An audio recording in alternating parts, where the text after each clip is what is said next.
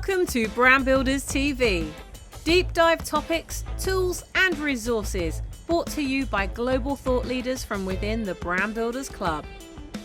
This show gives you access to the strategies that you can use to move forward with ease and flow in every area of your life and business. In today's show, which is part one of a series, Ruth is going to share how to stay true to you. In part one of this series, Ruth shares with you how to get back in touch with yourself and thereby limit the damage caused by that difficult person in your life. How does she do it? Well, you're about to find out. Learn it, model it, and get shit done. Let's go. Hello there, and welcome to Brand Builders TV. I'm Ruth Driscoll, and this is my first episode here on Brand Builders TV. And my grateful thanks to Sammy Blindell from How to Build a Brand for creating this wonderful platform where it's going to be possible for so many people to be able to share their knowledge, their tips, their strategies to help all of you out there. So I'm Ruth Driscoll, and my business is the Life Liberator. And what I do is I work with people who are dealing with the difficult people in their life, maybe those people who are manipulative, abusive, controlling. I help with strategies of what I call elegant assertiveness, so that you are able to stand up and speak your mind, but in a very safe way and in a way that gets the most effective response from others. Now, in today's episode, I'm going to be talking about one of the things that happens when you're dealing with somebody who is manipulative, abusive, controlling, or even just difficult. Maybe it's, just a situation that is very difficult. And one of the things that happens is that you kind of lose sight of yourself. Now, through today's episode, one of the things that I'd like to do with you is a couple of exercises. Certainly one exercise that I'd like to do with you while you're here with me on this episode, and another one for which I'd like you to have time to reflect on it more after the episode. So let's get started. Now, just to tell you a little bit about my story and why it is that I have become the Life Liberator. Hello there, we've got some people joining us. And it's Dee. Hello Dee, how are you? Lovely to see you here. So just a little bit about me and why it is that I've ended up in this situation of running a business as the Life Liberator, because certainly it wasn't what I had planned in life. So the reason is because I myself was in a manipulative, abusive, controlling relationship. And at the time that this was happening to me, I was also the head teacher of a challenging inner city primary school. So, it's one of those strange dichotomies. So anyone who thinks they know, something about what it's like to feel in that situation where you're bullied or controlled, well, trust me, unless it's happened to you, then it's very difficult for anyone else to have a real understanding of it. And so just to give you a sense of what it feels like in its most extreme circumstance, which is where you are in an abusive relationship, I kind of think of it this way. Imagine that when you fall in love with someone, it's almost like you're giving them a gift of all of those things that you most value about yourself, and all the qualities that you possess are going into that gift. Imagine it like a little gift box, and you're putting into it all of the things like, your kindness, your love, your support, your generosity, your sense of fun, your sexiness. All of those things go into that box, and you hand it to that person. And in a normal relationship, that's the kind of thing for which you should be valued and cherished. But when you're in an abusive relationship, then it's very different, because it feels like gradually that box is crushed and destroyed and actually thrown away. And that leaves you in the situation where you are feeling very bad about yourself in particular. So let's have a think, because, that's the worst extreme of it. But let's face it, most people come across somebody who's difficult, who's controlling, possibly even bullying in all sorts of areas of their life. It might be something that you experienced as a child. It could well be that it's something that you encounter in the workplace. Hopefully, if you're working from home at the moment, then that doesn't feel quite so bad. But just having that colleague or that boss who just makes you feel really small, or makes you feel quite intimidated. Could even be that person is somebody within your family, like a parent. Imagine, and I've worked with people who've been in this situation where that bully in their life is their mother or their father. So it can happen to pretty much all of us in some way, shape or form in our lives. I was going to say something controversial there, but perhaps I shouldn't have said. If it hasn't happened to you, maybe you're the bully, but perhaps that's a little unfair. No, but it's true. We're hardly likely to go through life without encountering at some point somebody who challenges the way that we feel about ourselves. Now, let me ask you this question. Do you remember a time, perhaps when you were a child, when you got lost? Do you remember you sort of, perhaps you were out and about with your family and then you looked around and thought, where are they? I can remember this happening to me. We were on holiday in Tenby in South Wales, and I'd been looking over the railing at the sea. And then I turned and looked around and I couldn't see them. Probably, the chances are they were right there, but I couldn't see them. So I just ran in the direction I thought they might have headed and couldn't find them. And so by then I was hopelessly lost. Well, if that's something that's ever happened to you, think about the kind of feelings that brings up inside of you. Certainly feelings of anxiety, because you're very, very worried. You certainly feel very vulnerable because now you're not safe. You don't know where you are. You could also feel quite helpless, especially, a child. You've no idea how to find your way back to where you were. But basically what you're finding yourself in is a world that you simply don't recognize.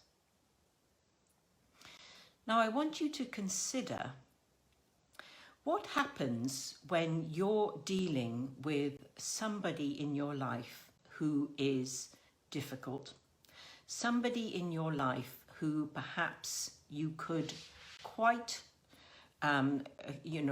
easily describe as a bully, somebody who's controlling, somebody who presses your emotional buttons, somebody who makes you feel bad about who you are, wherever that person is showing up inside your life. What are the feelings that generates inside of you? Because the chances are they're probably exactly the same feelings that you had when you got physically lost as a child. You can certainly feel very anxious because that person has troubled your mind. Maybe you don't even understand what the issues are here. So that it's constantly playing on your mind. What's going on here? What is this? What's the problem here? It could also be that you're feeling that sense of helplessness, because quite often when you're in that situation, it's very difficult perhaps for you to get away from that situation. If it's somebody at work, somebody in the family, or your personal partner within the home environment, it's difficult to get away. So you feel a little bit helpless. You can also have that sense of feeling very vulnerable. You're not really sure what's going to be happening next. So then you feel very unsafe, especially if that person's behaviour is unpredictable, or if that person's behaviour is very intimidating. And so it's tapping into your feelings of fear that you have. So certainly what you're likely to find is that you are in a world that you do not recognise. You don't know where the path is here. Your sense of the world has been turned completely upside down. So, yeah, what do we do when we're in a situation like that? What happens to us? So what tends to happen is that we will go into a state of what we call your coping strategies. In other words, it's almost like a sort of default behaviours that you put in place just to get yourself through the situation. So what are some of the coping strategies that you could find yourself using? And tell me if you recognise any of these strategies. Well, one of the things that could well happen, it's very common, is that it's almost like you're in denial that it's happening. And especially, this happens especially if that intimidating person, that controlling person is your personal partner. It's because it's really hard to sort of think to yourself, well, how do I deal with this? What's going on? I don't even understand. I'm being accused of things, but I don't even know why. I don't know what I've done wrong. I've given them that gift of all those things inside of me.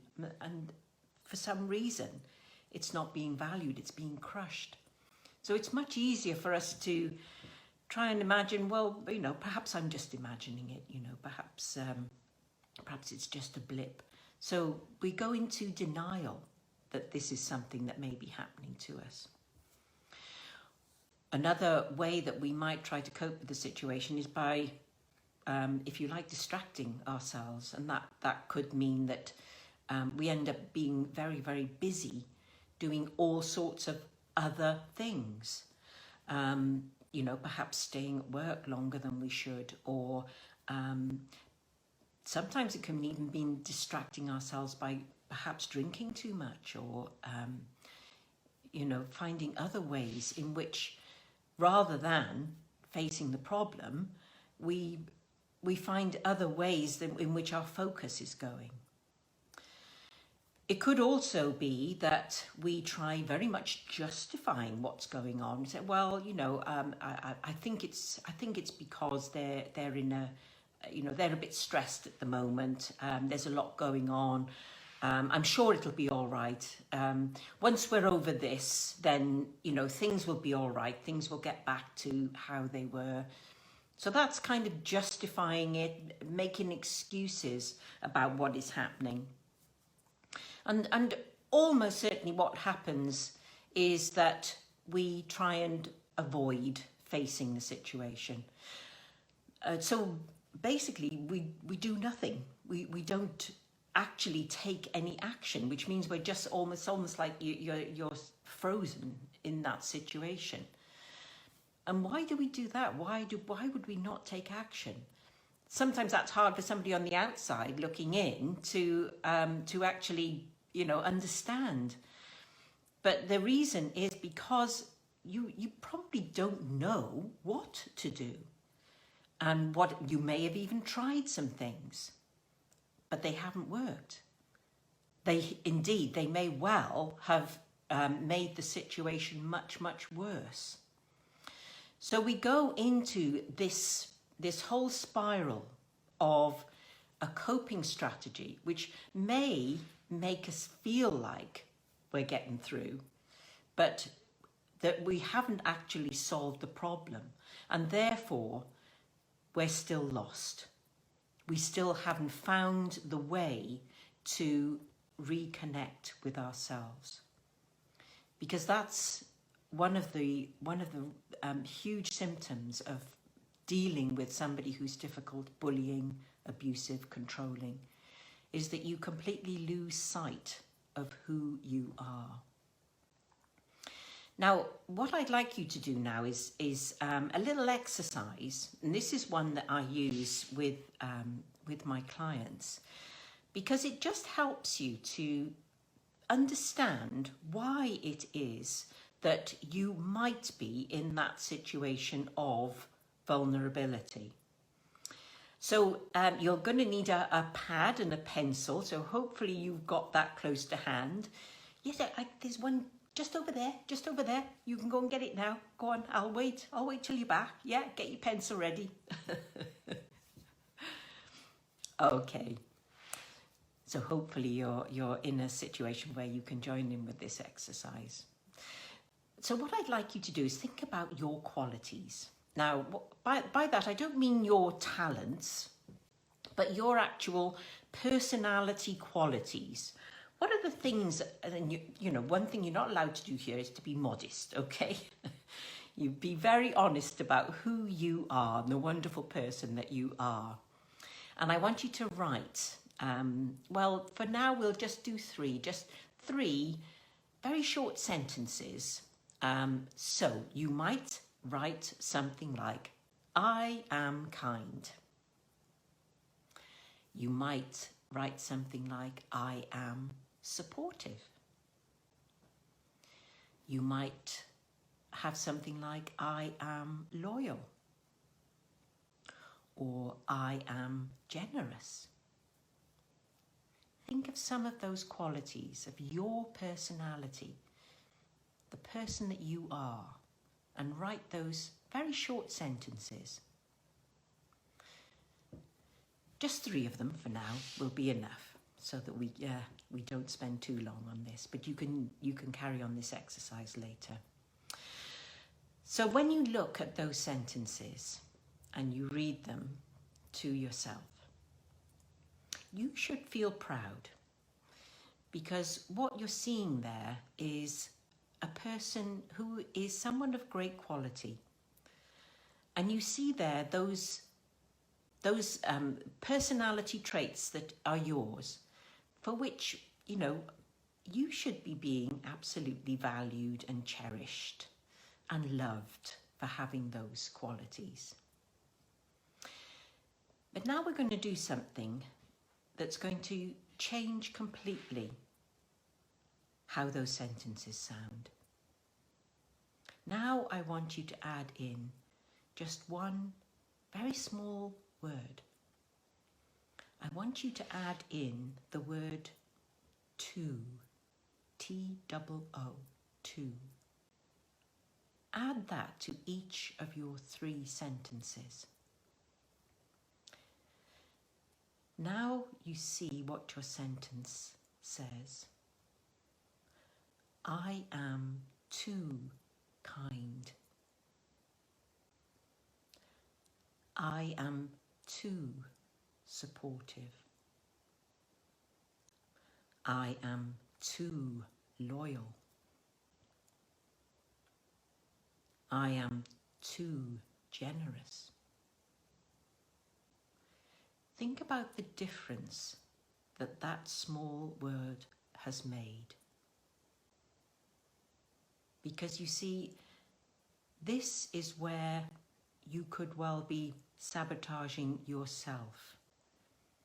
And unfortunately, when you are somebody with the wonderful qualities that you possess, when you put somebody else before yourself, then it's very easy for that person who does not value but likes to take and to grab and to hold those things for themselves. It's very easy then for that person to take advantage of you. See, the key thing is that you need to be able to still be you, but also a wiser version of you, a version of you that is not allowing somebody else to take advantage of those qualities. So have a think about that.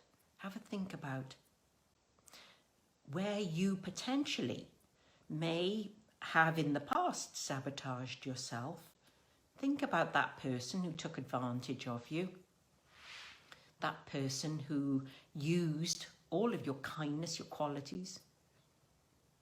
Maybe it was because you were suffering from what I call two syndrome. It's something to really be aware that we might be doing to ourselves. So, what do we do about it? Well, I'm going to tell you a little story now. This story goes back to the time when I was head teacher. I was head teacher of a very challenging inner city primary school. It was in an environment where there were drugs outside on the estate, there were gangs, there were knives, there were guns, there were illegal dog fights. It wasn't exactly the easiest place for you to bring up a family. And we did everything we could to support this very needy community. But I remember this one day in particular. The children had just been dismissed from school, and an incident had happened in the playground involving some of the children who were in the oldest class in the school. So these children were 11 years of age.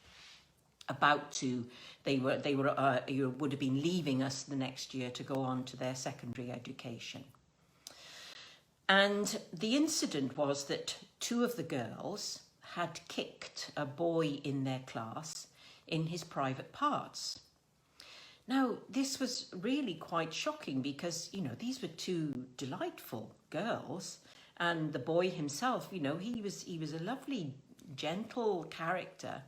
There was nothing about these children that would have suggested to me or to any other of the members of staff that there might be a problem with really rather unpleasant, violent behaviour.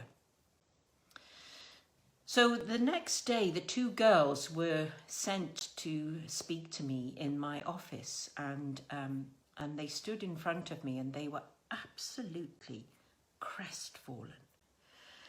And one of them said to me, "Mrs. Driscoll, I don't know what's wrong with us. We walk down the street and we see somebody we know and we're absolutely horrible to them. And I don't know why." Now, I don't know about you, but to me, that sounds like someone who is very lost. When you don't know why it is that you're behaving the way that you are. Well, it set me thinking, because I could see, that there was a great vulnerability here, and what could I do about it? How could I support and best protect these children living in this environment? Well, what I decided to do was to introduce philosophy for children. So it was the developing of thinking skills, the developing of exploring value systems, the knowledge of knowing that you could debate with somebody, you could disagree with somebody. That didn't mean to say that you would fall out with them. And we introduced this right across the school, so right from the 3-year-olds, right the way up to the 11-year-olds. They all had these lessons in philosophy so they could explore what was going on inside their own minds. You see, my thinking was, sometimes in life, you've got to do what you've got to do to be able to survive a particular situation. But if you know the value of what's happening inside your own mind, if you understand what you stand for, if you understand your own value systems, then what I hoped was that those children, whatever they had to do in those teenage years when they were going to be most vulnerable to what was going on the streets around them, that if after they had gone through and done whatever they had to do to survive, hopefully they would be all right, that they would come out intact the other end. because the way I saw it in that particular environment was that their choice was either they were a victim of the gang or they were a member of the gang. So that's why the value systems for me were the thing that were the most important here. And indeed, this is true when you are going through a manipulative, a bullying, a controlling situation. Knowing what you stand for, that's the way that will help you to get through. Because that controlling, bullying person is relying on being able to control your mind, being able to control what you think and feel and how you react. And that's why it's really important to be able to understand what you stand for, that you are able, whatever you have to do strategically to get through that situation, that you still come out intact the other side, that you still have your destination. You know who you are. You know how to get yourself home. You know how to get yourself grounded again. Now, if you would like to go through an exercise that will help you to really understand your value systems, you're very welcome to send me an email to ruth@thelifelibrator.org. That's ruth@thelifelibrator.org.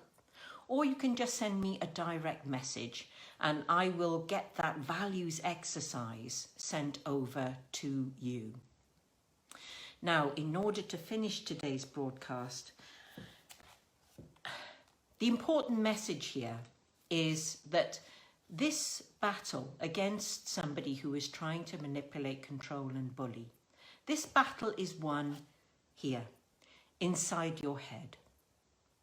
And you know, when you're looking for inspiration, it's always good to look at somebody who has most greatly inspired you, somebody who's been through perhaps, you know, the worst of circumstances, but comes through with the message that holds the lesson that you need to learn here.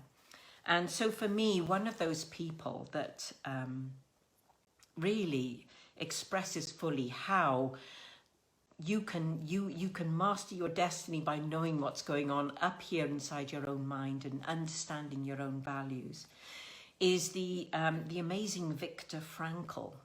That most of you may well have heard of him, but if you hadn't, then he's the Austrian neurologist and a psychiatrist who found himself captured and in the Nazi concentration camps, sweeping the dust from the infernos there.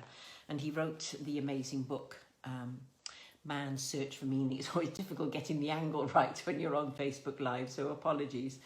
And so I want to finish with a quotation from him because I reckon he can say it all much better than I can. So this is a quotation from Viktor Frankl. Everything can be taken from a man but one thing, the last of the human freedoms, to choose one's attitude in any given set of circumstances, to choose one's way. That is an incredibly powerful thing to realize when you are going through a difficult time with somebody who is trying to control, manipulate and bully you. Remember, this is where your power is, and it's within there that you have that power to choose, and that power to choose will help you to stay true to who you are. Please make comments below and let me know your thoughts. And do send me an email, ruth@thelifelibrator.org, or direct message me if you would like to have that values exercise so that you can really explore and understand your true values. I will be appearing in more episodes. At the moment, I don't have dates for those, but do keep a lookout, and many other very valuable broadcasts that will be here on Brand Builders TV. And again, many thanks to Sammy Blindell. Okay, thank you. Bye-bye. I hope that you've enjoyed the show today as much as we've enjoyed making it for you.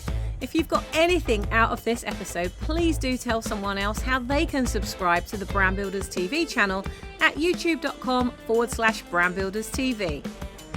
Why not join us at our next Brand Builders Thinkubator, a global mastermind that we run every week to take away the loneliness of being in business on your own. For more information and to book your place, visit light.brandbuilders.club/Thinkubator. That's light.brandbuilders.club/Thinkubator. Until next time, be the ripple that you wish to see in the world, and we'll see you soon.